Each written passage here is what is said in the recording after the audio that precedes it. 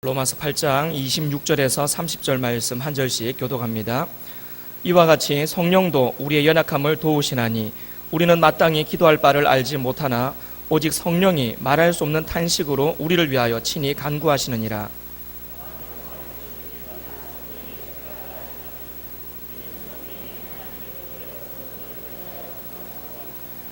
우리가 알거니와 하나님을 사랑하는 자 곧 그의 뜻대로 부르심을 입은 자들에게는 모든 것이 합력하여 선을 이루느니라.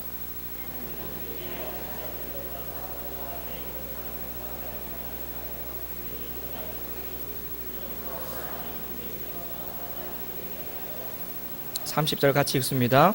또 미리 정하신 그들을 또한 부르시고 부르신 그들을 또한 의롭다 하시고 의롭다 하신 그들을 또한 영화롭게 하셨느니라. 아멘. 오늘부터, 그러니까 이번 주부터 구역 공부는 뭘로 하는지 아십니까? 뭘로 합니까? 구역 공과로 합니까?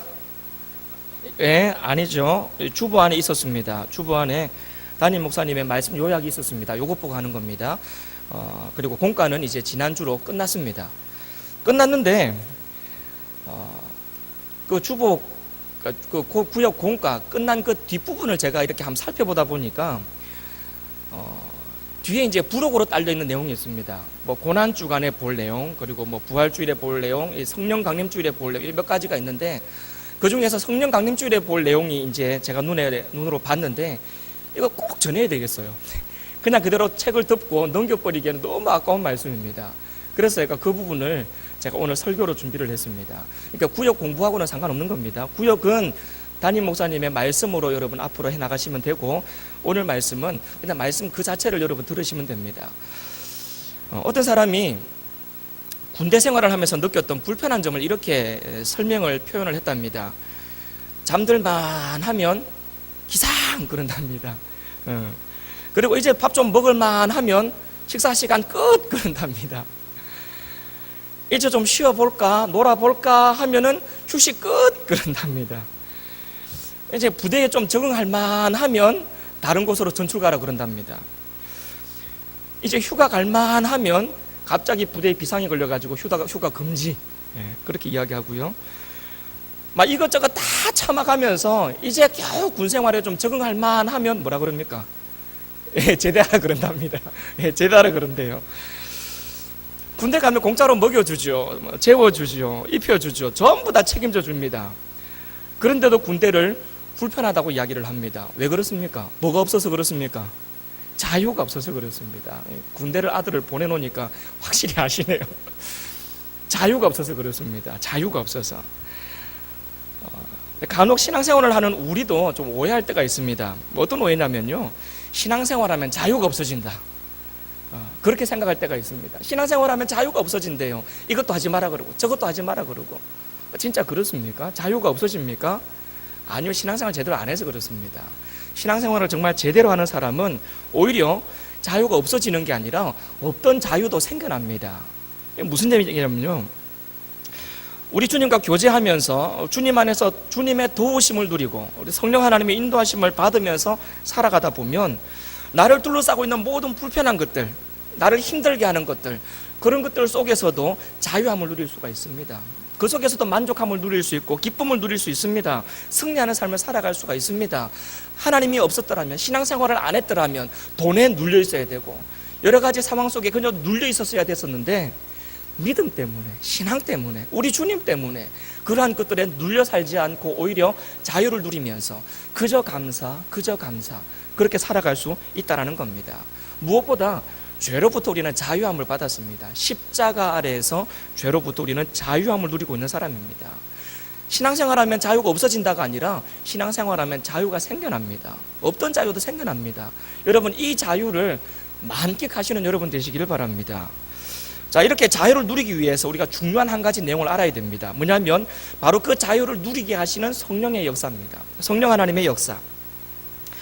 바로 이 성령 하나님께서 우리에게 그 자유를 누릴 수 있도록 해주시기 때문에 그렇습니다. 그래서 오늘은 이 성령님에 대해서 좀 살펴보려고 합니다. 성령님은 여러분 어떤 분입니까? 우리가 성령님을 이해할 때 가장 먼저 좀 이런 설명을 할 때에 우리는 좀 우리의 경험에 비추어서 성령님을 이해하고 있는 경우가 많습니다. 그리고 다른 사람에게 설명할 때에도 내가 경험해 봤는데 성령 받으면 이렇게 되더라, 내 경험을 가지고 이해하는 경우들이 많습니다. 그게 맞는 경우들도 있는데요, 또 어떤 경우는 좀 잘못된 부분도 있습니다. 뭐냐면 내 생각이 그 속에 들어가서 그렇고 내 느낌이 그 속에 들어가서 그렇습니다. 그러다 보니까 조금 잘못된 내용을 가지고 요게 성령님이 임하면 이렇게 되더라라고 잘못 설명할 수도 있는 거고, 때로는 완전히 엉뚱한 것을 마치 성령의 역사인 것처럼 착각해서 그것을 성령의 역사라고 이야기할 수도 있습니다. 그래서 경험을 가지고 내가 성령님에 대해서 설명한다, 요거는요 좀 위험합니다. 그래서 뭘 가지고 성령님의 역사를 설명해야 되겠습니까? 말씀이죠. 하나님께서 기록된 성경 말씀으로 성령님에 대해서 어떻게 설명하고 있는가, 요거를 우리가 살펴봐야 성령님에 대해서 오해하지 않고 정확하게 이해할 수 있습니다. 마태복음 28장 19절을 보시면 이런 구절이 있죠. 그러므로 너희는 가서 모든 족속 민족을 제자로 삼아 아버지와 아들과 성령의 이름으로 세례를 주고. 자, 아버지와 아들과 성령의 이름이 나란히 기록되어 있습니다. 자, 고린도후서 13장 13절에도 이렇게 되어 있습니다. 주 예수 그리스도의 은혜와 하나님의 사랑과 성령의 교통하심이 너희 무리와 함께 있을지어다. 자주 들어보신 말씀이죠. 축도할 때 이 말씀을 근거로 축도를 자주 합니다. 자, 보시면 예수 그리스도의 은혜, 하나님의 사랑, 성령님의 교통하심, 예수님과 하나님과 성령님을 똑같이 나란히 설명하고 있습니다. 자, 이 성경 구절에서 알 수 있는 성령님에 대한 내용은, 성령님은 어떤 기운이나 아니면 어떤 에너지나 이런 게 아니라는 겁니다. 무슨 힘이 아니라는 겁니다. 성령님 역시 하나님, 예수님과 똑같은 인격을 가지신 성령 하나님이다라는 내용입니다. 그래서 우리가 이 삼위 하나님이라고 우리가 자주 이야기를 합니다. 자, 여기서 삼위일체를 제가 설명을 안 할 수가 없습니다. 여러분, 삼위일체 들어보셨죠? 삼위일체가 뭡니까? 세 분이신데 한 분이시고, 또 한 분이신데 세 분이시고, 이게 삼위일체에 대한 내용입니다. 한 분이라는 얘기입니까? 세 분이라는 얘기입니까? 하나님 몇 분입니까? 한 분입니까? 세 분입니까? 한 분입니까? 그러면 세 분이라는 얘기는 뭡니까? 네, 성령 하나님. 그러니까 세 분이잖아요. 정말 이거는요, 여러분, 말로 설명하기가 정말 힘든 내용입니다. 어떤 사람은 이렇게 설명하기도 해요. 이제 제가 이렇게 여러분 앞에 서 있을 때는 제가 목사지 않습니까? 집에 가면 남편이 되기도 하고 아버지가 되기도 합니다. 제가 저희 본가지 부모님 댁에 가면 아들이 되겠죠. 처갓집에 가면요, 사위가 됩니다. 이런 걸 가지고 삼일체를 설명하는 사람이 있습니다. 설명하니까 여러분 지금 고개를 끄덕끄덕 하시며 그렇구나 하시는데, 그렇지 않습니다. 이렇게 설명하면 잘못된 겁니다. 이렇게 이해하시면 안 됩니다. 잘못된 설명이에요. 제가 여기 있고 집에 갈 때, 뭐 처갓집에 갈 때, 결국은 저는 몇 사람입니까? 한 사람이잖아요. 한 사람인 겁니다. 그러니까 그렇게 설명하는 건 잘못된 겁니다. 성경을 보시면 예수님께서 세례 받으시는 내용이 나옵니다. 세례가 받으시는 그 장면을 가만히 보시면, 예수님이 세례 요한에게 세례를 받으시면서 요단강에 푹 들어갔다가 물에서 올라오십니다. 그때 성령 하나님께서 하늘에서 비둘기같이 그 위에 임합니다. 그러면서 하늘에서는 소리가 있습니다. 이는 내 사랑하는 자요, 내 기뻐하는 자라. 보세요. 물에서 올라오고 성령님이 하늘에서 내려오시고 하늘에서 말씀하시고. 하나님 몇 분입니까? 세 분입니까? 한 분입니까? 하나님은요, 한 분이시면서 세 분이시고 세 분이시면서 한 분이십니다. 이게 삼위일체입니다. 무슨 그런 말도 안 되는 소리냐 싶죠? 정말 이해하기 힘든 내용입니다. 여러분, 삼위일체를 우리가 어떻게 말로 표현할 수 있겠습니까? 여러분, 이 땅의 말로 도저히 표현할 수 없는 내용이 삼위일체입니다. 어떤 우리의 말로도 표현할 수가 없고 설명할 수가 없습니다. 그런데 여러분, 그게 믿어집니다. 도대체 말로 설명할 수 없는데, 이게 도대체 세 분이면 세 분이고 한 분이면 한 분이지, 한 분이면서 세 분이라 그러고 세 분이면서 한 분이라 그러는 게 삼위일체인데, 도대체 하나님은 한 분이냐 세 분이냐, 도대체 말로 설명할 수 없는 내용인데, 이게 한 분이면서 세 분이고 세 분이면서 한 분이라는 사실, 삼위일체, 여러분 이 내용이 그냥 믿어집니다. 말로 설명이 안 되는데도 불구하고 믿어집니다. 이게 믿음이죠. 이게 하나님이 주시는 은혜고 이게 하나님이 주시는 믿음입니다. 여러분, 그래서 믿음은 내가 믿고 싶어서 믿어지는 게 아닙니다. 하나님께서 은혜로 부어주셔야 믿음이 생겨나는 겁니다. 하나님께서 허락해 주셔야 이 믿음이 생겨나는 거죠.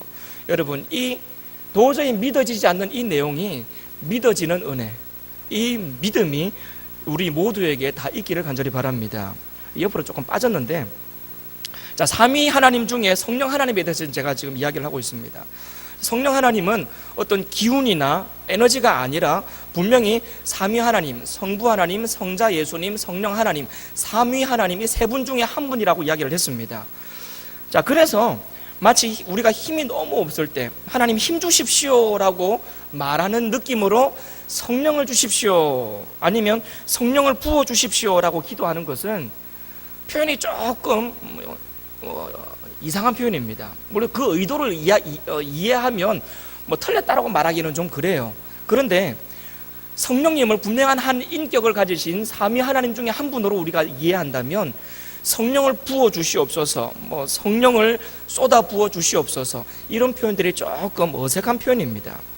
성령 충만을 어떻게 우리가 이해해야 될까요? 이 성령 충만은 하나님이 주시는 무슨 힘이 우리 속에 넘치는 게 성령 충만이 아니고 성령 하나님께서 우리 마음속에 임하시는 겁니다. 성령 하나님께서 우리 마음속에 임하셔서 우리를 강권적으로 인도해 가실 때에 그때 우리는 성령 충만이라고 이야기를 합니다. 그러니까 어떤 힘이 내 속에 가득 차서 막 넘치는 게 아니라 성령 하나님께서 내 마음속에 임하셔서 내 삶을 인도해 가시는 겁니다. 내 의지가 불쑥불쑥 튀어나오고 내 자아가 불쑥불쑥 튀어나오는데 성령 하나님의 도우심으로 내 마음속에 임하신 성령 하나님이 나의 그러한 자아들, 욕심들, 교만들 누르시고 나의 삶을 거룩한 하나님의 사람으로서의 삶으로 나를 인도해 가실 때 그때 우리는 성령 충만이라는 표현을 씁니다. 쉽게 말하면요, 성령 하나님은 성부 하나님과 성자 예수님과 똑같은 성령 하나님이시다라는 겁니다. 자, 이게 성령 하나님에 대한 이해입니다. 자, 그러면 그 성령 하나님이 도대체 무슨 일을 하십니까? 자, 우리가 이것을 성령 하나님께서 도대체 무슨 일을 하시는가, 요거를 이해하기 위해서는 성령님의 다른 이름이 뭔가를 알면 우리가 쉽게 이해할 수 있습니다. 성령님의 다른 이름이 뭔 줄 아십니까? 보혜사. 그렇죠. 보혜사입니다. 요한복음 14장 16절을 보시면 이렇게 나와 있죠. 내가 아버지께 구하겠으니 그가 또 다른 보혜사를 너희에게 주사 영원토록 너희와 함께 있게 하리니. 자, 여기서 보내주시겠다고 하시는 이 보혜사가 바로 성령 하나님이시죠. 보혜사라는 단어는 헬라어로 파라클레이토스라는 단어입니다. 여러분, 이 단어는 법정에서 변호를 하고 있는 이 변호사, 변호인, 이 사람을 의미합니다. 다시 말하면 우리 성령 하나님의 중요한 역할이 뭐냐면 우리 속에 있는 죄, 우리 속에 있는 악함, 이런 것들이 분명히 있음에도 불구하고 우리 앞에 서서 예수 그리스도의 십자가를 근거로 자꾸 이야기하면서 이 사람은 죄 없는 사람이다라고 우리를 변호해 주신다라는 겁니다. 분명히 우리는 죄를 많이 짓고 살아갑니다. 죄 없는 사람이 누가 있겠습니까? 그래서 하나님의 심판대 앞에 서면 이 죄 때문에 분명히 심판을 받아야 될 우리 인간들인데도 불구하고 성령님이 우리를 변호해 주시는 겁니다. 예수 그리스도의 십자가를 이야기합니다. 예수님의 십자가, 그 십자가로 인하여 나는 구원받은 하나님의 백성인 것을 변호해 주시는 거죠. 그래서 이 사람은 죄가 없습니다라고, 죄가 없는 의인입니다, 하나님의 자녀입니다, 하나님의 백성입니다, 천국 들어갈 자격이 있는 사람입니다라고 우리를 변호해 주시는 분. 그래서 죄인임에도 불구하고 하나님과 화목할 수 있도록 우리를 계속해서 하나님과 연결시켜 주는 분, 그분이 바로 우리의 변호사 되신 보혜사 성령 하나님이시다라는 겁니다. 뿐만 아니라 날마다 쓰러져서 지쳐서 넘어져 있을 때, 힘이 없어서 정말 바닥에 쭉 쓰러져 있을 그때도 우리 마음속에 들어오셔서 우리와 함께 하시면서 일어나라고 옆에서 위로하시고 격려해 주시는 분, 그분이 바로 성령 하나님이시죠. 로마서 8장 26절 오늘 본문 말씀이었습니다. 이와 같이 성령도 우리의 연약함을 도우시나니 우리는 마땅히 기도할 바를 알지 못하나 오직 성령이 말할 수 없는 탄식으로 우리를 위하여 친히 간구하시느니라. 성령 하나님께서 이렇게 하신다라는 겁니다. 여러분, 혹시 너무 힘들고 지쳐서 진짜 기도할 힘마저 없어서 그냥 한숨만 푹 쉬어본 적 있습니까? 너무 답답해서 기도해야 되겠다 싶어서 교회 앞에 오긴 했는데, 기도하기 위해서 앉기도 했는데 도대체 무슨 기도를 해야 할지 기도할 힘도 없고 머릿속이 까매져서 그냥 눈물만 그썩그썩 눈물만 뚝뚝 흘려본 적 있으십니까? 여러분, 그때 우리 마음속에서 우리의 연약함을 도우시면서 말할 수 없는 탄식하심으로 우리를 위해서 기도하시는 분, 그분이 바로 성령님이시다라는 거죠. 그 성령님이 영원히 우리와 함께 하신다라는 겁니다. 여러분, 그래서 그 성령 하나님이 우리 마음속에 가득 차 있을 때에 우리는 힘이 나는 겁니다. 성령님이 힘은 아닙니다. 여러분, 성령님이 무슨 우리에게 힘을 주는 에너지나 파워는 아닙니다. 그런데 그 성령님이 우리 마음속에 우리와 함께 하실 때에 그 성령님이 우리를 위로해 주시니까 위로를 받고, 성령님이 우리에게 힘 주시니까 그 속에서 힘을 얻고, 그리고 믿음대로 살아가고, 그렇게 살아가게 되는 거죠.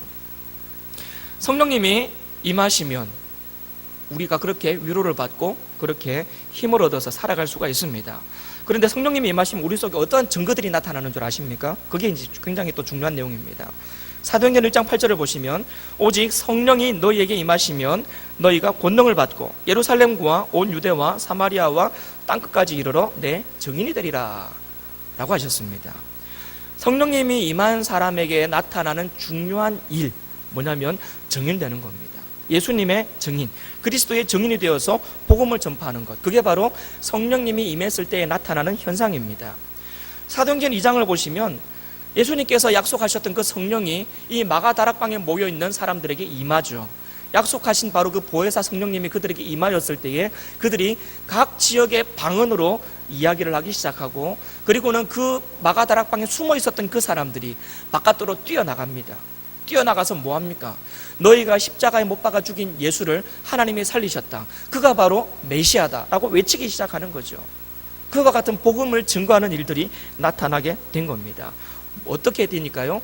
성령님이 그들 마음속에 임하시니까 힘을 얻었을 뿐만 아니라 증인된 삶을 살아갔다라는 겁니다. 때를 어떤지 못 어떤지 복음을 전하기도 하고, 또한 삶을 통해서, 우리의 삶을 통해서 복음이 주변으로 흘러가도록 그렇게 살아가는 삶의 모습, 그러한 모습은 우리 속에 성령님이 임했을 때에 나타나는 현상입니다. 다시 이야기해 볼까요?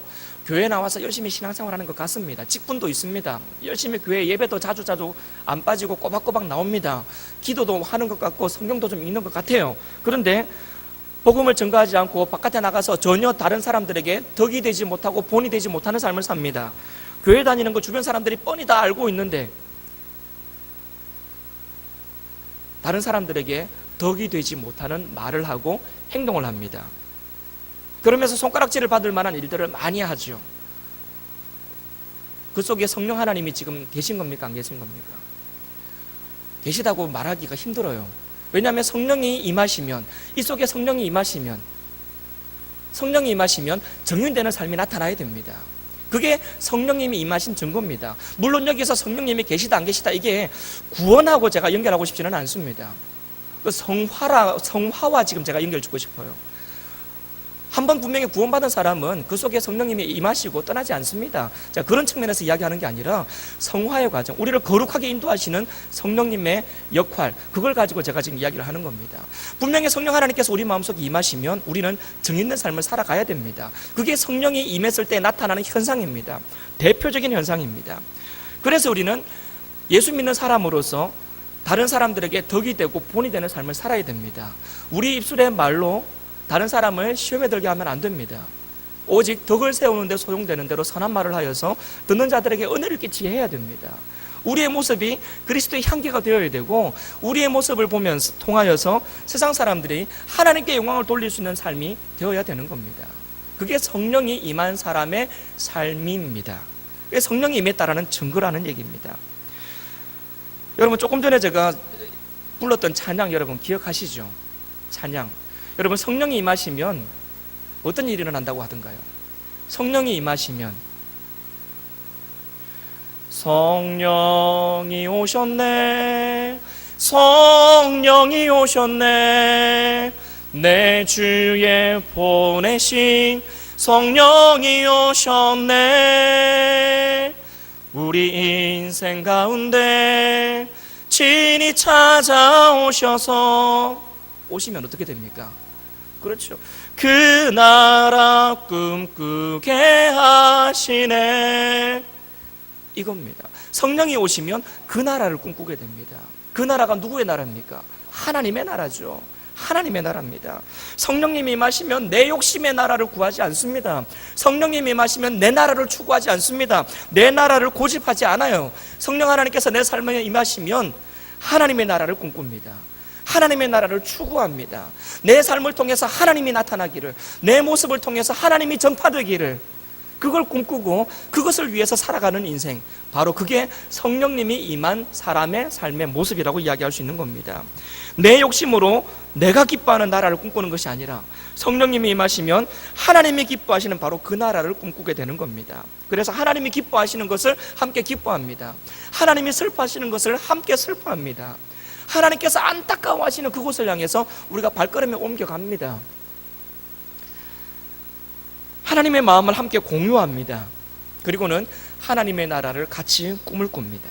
그리고 내 삶을 통해서 바로 그 하나님의 나라가 조금씩 이루어지기를 간절히 기도합니다. 하나님이 원하시는 것을 함께 원하고 하나님이 싫어하시는 것을 함께 싫어하면서 하나님의 나라를 이루어가는 것, 그게 바로 성령 하나님이 임했을 때에 나타나는 현상입니다. 여러분의 모습을 통해서 하나님의 나라가 어떻게 되고 있습니까? 하나님의 나라가 이루어지고 있습니까? 나의 모습을 통해서 하나님의 나라가 조금씩 확장되어져 가고 있습니까? 아니면 내 모습을 통해서 하나님의 나라가 오히려 축소되고 있습니까? 내 삶을 통해서 내 나라를 키우는데 급급해하고 있습니까? 성령 하나님께서 임하시면 내 나라가 아닌 하나님의 나라를 꿈꾸게 됩니다. 그리고 그 나라를 위하여 하루하루를 살아가게 됩니다. 그리고 그렇게 하루하루 살아가는 것이 또한 우리의 기쁨이 됩니다.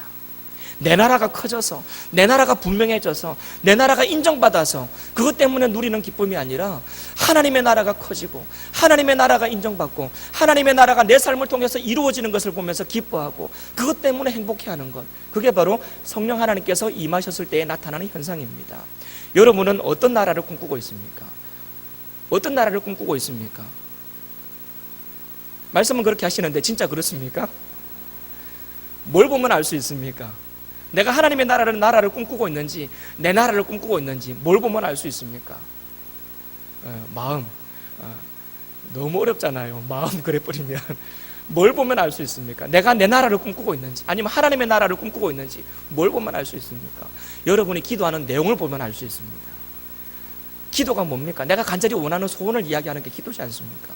여러분, 기도를 어떻게 하는가? 그걸 보면요, 내가 하나님의 나라를 꿈꾸고 있는지 내 나라를 꿈꾸고 있는지를 알 수 있습니다. 여러분, 보통 뭐 가지고 기도하십니까? 보통 보면 내 건강, 우리 가족의 건강, 우리 가족이 어떻게 되기를, 뭐가 돈 생기기를, 건강하기를, 뭐 사업이 잘 풀리기를, 주로 내 문제 가지고 여러분 다 기도하지 않습니까? 여러분 기도하는 내용 중에서 나를 위한 기도와 우리 가족을 위한 기도 빼고, 그거 빼고 남은 기도가 여러분 얼마만큼 있습니까? 그게 하나님의 나라를 구하는 정도입니다. 딱 그만큼이 하나님의 나라를 위해서 내가 기도하고 애쓰는 정도입니다. 여러분, 하나님의 나라를 많이 구하시는 여러분 되시기를 바랍니다. 먼저 그의 나라와 그의 의를 구하면 하나님이 그 다음 거 다 알아서 해주십니다. 이게 여러분 하나님의 약속의 말씀입니다. 머리로만 이 말씀 외우고 계시지 마시고 실제로 나의 삶 속에서 이 말씀을 한번 확인해 보시기를 바랍니다. 하나님의 나라와 하나님의 의를 먼저 구했을 때에 내 삶을 하나님이 어떻게 인도해 주시는가, 여러분 이것을 한번 확인해 보십시오. 확인해 보세요. 내 건강, 우리 집의 돈, 우리 집의 아들, 딸들, 이런 것들만 위해서 기도할 것이 아니라 하나님의 교회를 위해서 여러분 한번 기도해 보십시오. 담임 목사님도 새로 오셨는데 우리 교회가 이전보다 더 큰 교회로, 더 위대한 교회로, 하나님 앞에서 귀하게 쓰임받는 교회로 쓰임받을 수 있도록 한번 여러분 교회를 위해서 한번 기도해 보십시오. 그렇게 한번 기도해 보세요. 그러면요, 교회도 잘 되고 우리 집도 잘 되고 나도 잘 되는 역사가 나타나게 되어 있습니다. 그게 하나님의 약속의 말씀입니다. 내 마음속에서 내 나라만을 위해서 기도하고 내 나라가 잘 되기를 위해서 추구하는 것이 아니라 하나님의 나라를 위해서 기도하며 나아갈 때에, 그때 하나님의 나라가 나의 삶을 통해서 확장되는 역사가 일어날 줄로 믿습니다. 어떻게 하면 그렇게 할 수 있습니까? 성령 하나님께서 내 마음속에 임하시면, 내 마음속에 임하시면 내 기도가 바뀝니다. 성령 하나님께서 내 마음속에 임하시면 더 이상 나만을 위해서 기도하던 나에서 이제는 하나님의 교회를 위해서, 이웃을 위해서, 이 나라 이 민족을 위해서, 하나님의 이름이 높아지기를 위해서 기도하게끔 기도의 내용이 바뀝니다. 그게 성령 충만이죠. 그게 성령 충만입니다. 무슨 힘이 나서 성령 충만이 아니고 하나님의 나라와 하나님의 의를 먼저 구하는 것, 그것이 바로 성령 충만이죠. 성령 하나님께서 우리 마음속에 임하셔서 이와 같은 변화를 일으켜 주실 때에 여러분 기꺼이 나를 그 변화의 물길 속으로 나를 던져줄 수 있는 우리가 되기를 원합니다. 거부하지 마세요. 안 돼. 성령 하나님께서 역사하실 때에 안 돼. 너무 세게 나가다가는 내가 광신자 될 수도 있어. 스스로 선을 긋지 마시고 하나님께서 인도해 가실 때에 나의 삶을 하나님 앞에 온전히 드릴 수 있기를 바랍니다. 마지막으로 한 가지만 더 이야기하겠습니다. 흔히 우리가 구원받았다, 내가 구원받았다라는 것을 이야기할 때에 성부 하나님과 성자 예수님만을 우리가 좀 이야기할 때가 많습니다. 하나님께서 아들을 이 땅에 보내주셨고, 그리고 예수님께서 이 땅에 기꺼이 오셔서 우리를 위해서 십자가 짊어주셨다, 우리가 이것만 이야기하는 경우들이 참 많습니다. 그런데 하나님께서 예수님을 이 땅에 보내셨고 예수님께서 기꺼이 이 땅에 오셔서 십자가를 짊어지시고 돌아가셨습니다. 그 사실이 이 땅의 많은 사람들에게 다 똑같이 선포가 되었습니다. 그런데 그 속에서 어떤 사람은 믿고 어떤 사람은 안 믿는단 말이죠. 어떤 사람은 그것을 믿음으로 받아들여서 구원받았고 어떤 사람은 끝까지 넌 안 믿어라 그러면서 안 믿는단 말이죠. 여러분, 이것이 누구의 역할이겠습니까? 성령 하나님의 역할입니다. 하나님께서 이 땅에 예수님을 보내셨습니다. 독생자 예수님을 보내셨습니다. 그리고 예수님이 기꺼이 이 땅에 친히 육신을 입으시고 오셔서 십자가를 짊어지시고 돌아가 주셨습니다. 우리 죄를 위해서. 그 사실을 성령 하나님께서 우리 마음속에 심어주시면서 그것이 믿어지게 하셨습니다. 내가 착한 일 많이 해 구원받는 게 아니라 바로 나를 위해서 십자가 짊어지신 예수 그리스도를 믿는 믿음으로 구원받는다, 그것이 믿어지게 하셨습니다. 아무리 주변 사람들 누군가는 아무리 설명을 해줘도 도대체 그걸 어떻게 믿냐고 말하는데 나는 그게 믿어집니다. 성령 하나님의 역할입니다. 성령 하나님께서 그렇게 우리의 마음을 열어주셨고 바로 그것이 예수 그리스도의 십자가를 받아들일 수 있도록 허락해 주셨습니다. 여러분, 이 성령 하나님의 역할을 우리가 꼭 기억하시기를 바랍니다. 그리고는 그 성령 하나님 앞에서 우리가 늘 감사하시기를 바랍니다. 은혜로 받았거든요. 내가 뭐 믿을 만한 자격이 있고 똑똑해서 예수님을 믿은 게 아니라, 십자가가 믿어지는 게 아니라 도저히 믿어지지 않는 그것이 믿어지는 것, 이것이 성령 하나님의 역할이거든요. 성령 하나님께서 우리에게 은혜를 주셨기에 그것이 믿어지고 있거든요. 그래서 우리는 늘 하나님 앞에서 겸손하게 엎드려서 예수 그리스도의 그 십자가 앞에 나아가서 기뻐하고 감사하면서 겸손하게 하나님의 나라가 내 삶을 통해서 이루어지기를 위해서 기도하고 또 기도해야 되는 겁니다. 여러분, 하나님께서 기록된 하나님의 말씀으로 분명하게 말씀해 주셨습니다. 약속해 주셨습니다. 보혜사 성령을 우리 가운데 분명히 보내주시겠다 약속하셨습니다. 그리고 그 약속은 이미 성취되었습니다. 우리 마음속에 이미 성령 하나님 임재해 계신 줄로 믿습니다. 여러분, 이 분명한 믿음 안에서 오늘 하루도 하나님의 나라를 함께 꿈꾸면서 내 삶을 통해서 하나님의 나라가 이루어지기를, 내 모습 속에서 예수 그리스도의 이름이 더욱더 존귀하게 되기를 위해서 기도하고 또 기도하면서 우리의 삶을 하나님 앞에 온전히 드릴 수 있는 우리의 삶이 될 수 있기를, 성령 충만한 삶이 될 수 있기를 주님의 이름으로 축복합니다. 기도하겠습니다. 하나님 감사합니다. 하나님께서 약속하신 그 보혜사 성령님을 우리 가운데 보내어 주셔서 그 성령님으로 인하여 우리가 구원받은 하나님의 백성이 되었고, 그리고 하나님께서 꿈꾸시는 바로 그 나라를 우리도 같이 꿈꾸면서 그 나라를 이루기 위하여 살아갈 수 있도록 해주시니 감사합니다. 하나님, 악에게 지지 말게 하시고 바로 성령 하나님의 도우심으로 인도하심으로 하나님의 나라를 확장하는 이 일에 우리가 쓰임받을 수 있도록 주님 도와주시옵소서. 늘 하나님 앞에 기도할 때에 하나님의 마음을 묵상하게 하여 주시고 내 나라가 아닌 하나님의 나라를 꿈꾸면서 하나님의 나라를 위하여 기도하는 우리가 되게 하여 주옵소서. 특별히 하나님의 교회, 우리 영광교회를 위해서 함께 기도하며 나아갈 때에 하나님께서 우리 영광교회를 통해서 하나님의 나라가 더욱더 확장되는 역사를 일으켜 주시옵소서. 감사드리며 살아계신 예수님의 이름으로 기도합니다. 아멘.